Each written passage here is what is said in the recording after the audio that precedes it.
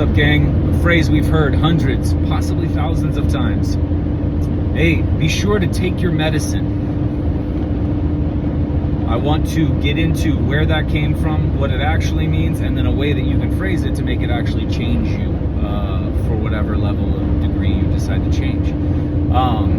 Take your medicine. So that came from, we've heard it, from a model that has a string of tests or a string of tick marks that are symptoms, and you then get a label, a flu, a cold, an autoimmune, a cancer,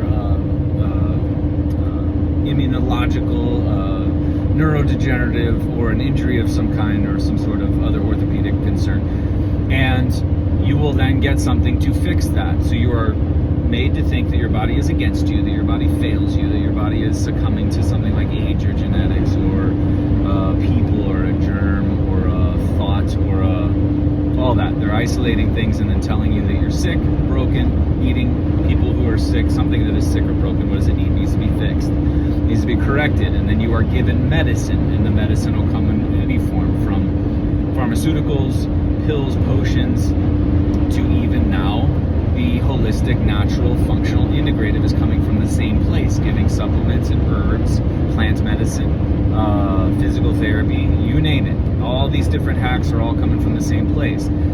Sell you that you're broken, needing fixed. Show you that you're broken or needing fixed. That's why you got to start with a test. Nobody has any idea what to do unless they do a test of some kind, even if it's putting your hand on a fucking ball to sell oils. So you got to do a test. You got to show people that they're messed up, and then you give them a fix. Be sure to take your medicine. How much? Twice a day for 7 days, and then repeat, come back and visit, or 3 times a week for 3 months, 2 times a week for blah, blah, blah. Be sure to take your medicine. Be sure to take your medicine. Okay. Never works. Works in the manner of what I'm talking about. Works to make you feel better. Works to give your rights and freedom of what you actually need to do to heal to somebody else. That works very well. Works to disempower you. Works to diminish you, have you terrified of your body, and then the next thing that's going to happen to it, or the next thing, or oh my gosh, I just went through a season where I had this, now I have this, my gosh, what's next? Body, flawed, against. Whether it's natural, integrative, functional, or allopathic, doesn't matter. Both sides coming from the same place. So here's a way that we can rephrase it. Be sure to take your medicine, but be sure to feel your medicine. And what I mean by this is the entirety that is human can feel so strongly and experience something so strongly and sensationally take something in so powerfully that you can induce a cold sore in a second. You can create a cyst in a second. You can tear tissue in a second. You can pull a muscle in a second. You can create a fever in a second. It's not anything to be afraid of, because we know that those things are the body's way of telling you that you need to change your life. The entirety of your life. Welcome to California. Welcome to California. The entirety of your life. On the flip end of it, you can feel so strongly the other way that you can heal. Finish healing. It's all healing, but you can finish to where your body no longer needs the symptoms anymore. I ask people all the time in Zooms, can your physiology change in 1 second? Of course it can. I used to do this at talks. I would grab the first 2 rows of people, every other person, and tell them they're going to call them up on stage, they're going to dance, blah, blah, blah, to entertain the crowd, and they get all upset and dysfunctional and sweating and all these other things. They feel like they're off. They feel like they're messed up. They feel, and I ask them, how many of you feel high blood pressure? How many of you feel heart rate? How many of you feel, and then how many of you feel fantastic? How many of you feel excited? How many of you in the crowd? So our physiology can change, but it has to change on feeling. The more intense the feeling, the more it is going to change you. And I'm not saying isolate your thoughts and feelings and that is your medicine. It's not what I'm going at, because that will never work, clearly. You have to go into it all. But whatever you choose to do as your medicinal efforts, whatever they are, from grapes to relationships, whatever your changes are, whatever your inputs are, whatever your asking is, your doing, your actions, your steps, try to feel it in the greatest magnitude possible. This is very difficult, but you will see your body will dig it and will respond like that to any degree you want.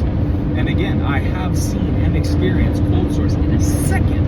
I have seen skin changes in a second. I have seen other people heal massive things in seconds right before. It's not a miracle.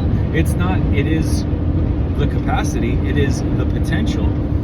So now, that is another reason why we can't necessarily copy somebody else's way of healing. Well, I'll just do what they did because it works for them. But you don't really have a really deep-seated investment in what they did because you didn't go through what they went through. You didn't bottom out. You didn't really totally tumble down the mountain. You didn't completely fall apart. You didn't go through and see what they saw. You didn't hear what they heard. You didn't get the reaction and the response in the manner that they did, so you would have no idea what it's like to be them, and they'd have no idea what it's like to be you. That's why copying medicine and protocols, even and algorithms, never work. That's why we can't just throw a bunch of supplements in labs, throw a bunch of exercises into your tissue, or throw a bunch of medications at a certain 8 different ticks that equal this diagnosis. It doesn't work that way. So it's rare that you will feel when you are copying.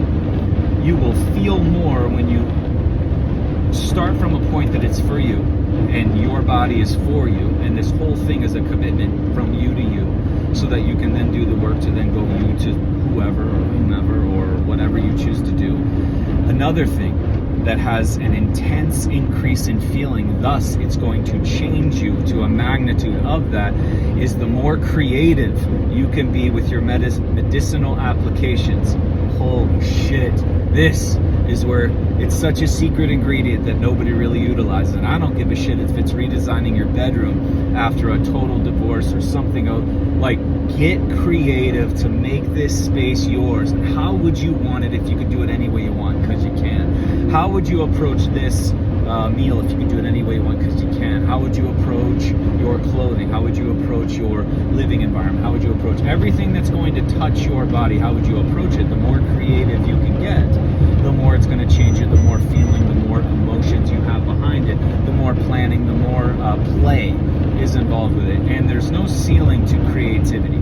To the creative aspect of humans, there's no boxes, there's no ceiling like we get when we are told we are broken, needing fixed, in these variety of things that are telling you to take your medicine. So take your medicine, but be sure to feel your medicine. Boom.